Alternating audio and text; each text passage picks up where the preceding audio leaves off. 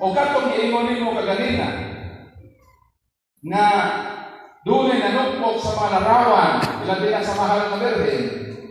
Klaro man na sa Salmo 74:4-9 na miingon ang malaang kasulatan, ang akong makaaway nagdalag mga maso o martilyo, ilang gipanglugmok ang akong balaan nga mga larawan. Ako silang kaaway. Sa ato pa dunay mga larawan nga dili pwedeng dugmokon kay mahimot ang kaaway sa Dios. Kung sani nga mga larawan nga mga balaan. Levitico kapitulo 10 versikulo 10, ilhanin nyo ang butang balaan o dili balaan. Kung sa manang balaan, santos. Ilhanin nyo ang butang santos o dili santos. Kung sa maning larawan nato sa mga Katoliko, larawan man sa mga santos.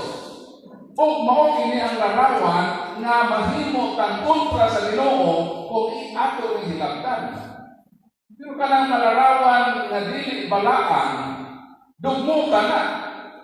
Kaya hindi bitaw sa balaan kasulatan, dunay larawan nga gidugmo ni Hari Hosias.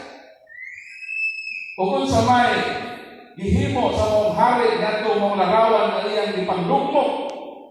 O ato pasahon ang Bruce Hari 23, 17-18, gidugmok ni Hari Hosias ang larawan sa mga Diyos. Dili ito larawan sa mga santos.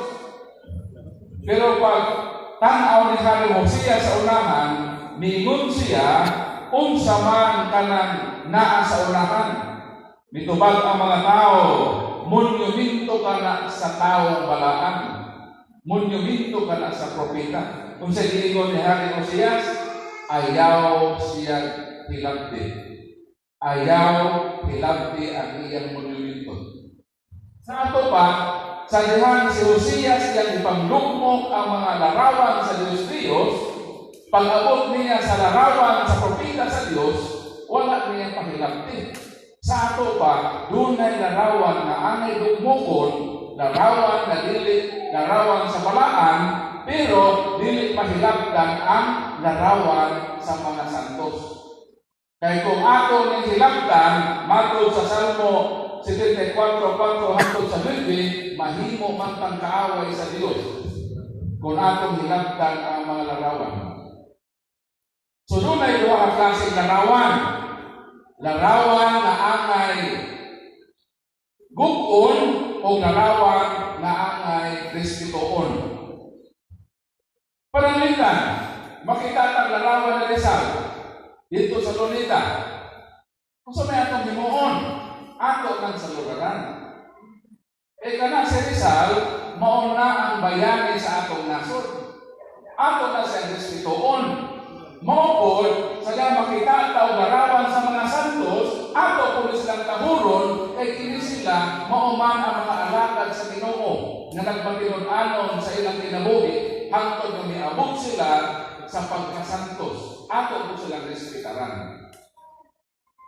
Ang mga larawan ba makagapa? Makagapa.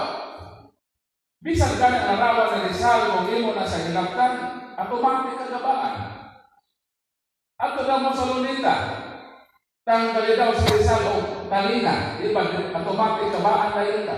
Nga naman, dakpon ka man dahil sa pulis, kagibantay man ng pulis, automatic kagaba. So, bisan dami ang larawan ni Rizal makagaba, samot na kaha ang larawan sa mga taong santos, ang dili makagaba, isipon ka na kaaway sa Diyos. Si Kristo, nakailas siya unsa ang larawan nga pwede o unsa po ang larawan na bawal. Mateo 22, 19-22, mingon si Jesus, hatagi ko sensilyo. Hatagi ko bro.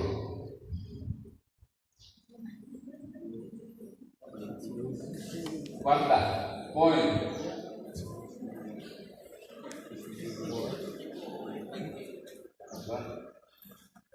Mingon si Jesus, kang kinsa man larawan ang niya sa kwarta. Mitubag ang mga tao, larawan ka na sa emperador. May komentaryo ba si Kristo? Mayroon man siya, tuko-tuko mo maning larawan, bawal maning larawan. Wa gyud si Kristo na komentaryo. Bisan pa naka face to face na niyang larawan. Kung sa may ingon ni Jesus,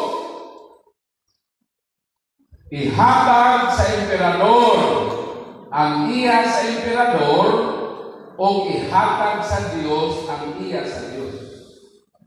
Bisan ang atong Ginoo miuyon na ang kwarta utangan og larawan.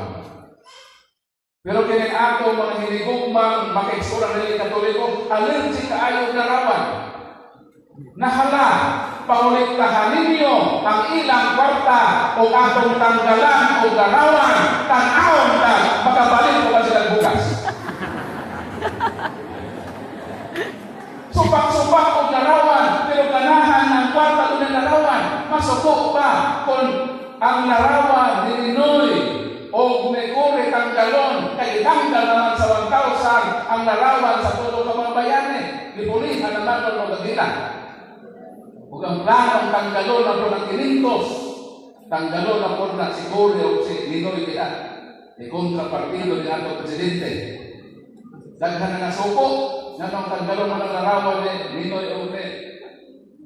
Correct. Mga suko, tanggalon ng larawan sa magtiayon na Aquino, pero magwali ng larawan ni Dios. Mo itong akong advice, kung lain Katoliko rin magsuko og larawan, bawian nilang kwarta, kuhain ang larawan. Tanawin ko ito, magapalit ka bang tambal sa kailan.